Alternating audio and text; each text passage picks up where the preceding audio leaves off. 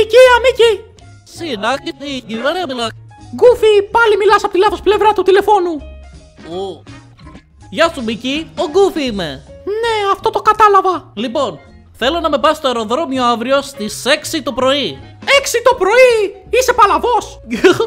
Ναι, μου χρωστάς χάρη. Θυμάσαι που σε βοήθησα πριν από χρόνια? Σε ευχαριστώ για τη βοήθεια, παλιόφιλε. Σου χρωστάω χάρη. Δεν κάνει τίποτα. Όχι, το εννοώ. Σου χρωστάω χάρη. Ακόμα και αν χρειαστεί να σε πάω στο αεροδρόμιο στις 6 το πρωί. Εντάξει. Τι είναι αεροδρόμιο? Ναι, λοιπόν, θα ήθελα πολύ να σε πάω στο αεροδρόμιο, Γκούφι, αλλά χάλασε το ψηφιακό μου ρολόι. Έλα τώρα, Μίκη, μην προσπαθείς να τις καπουλάρεις. Και κάτι άλλο.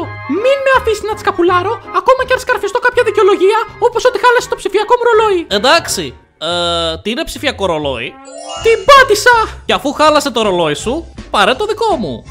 Ναι, μας υποχρέωσες.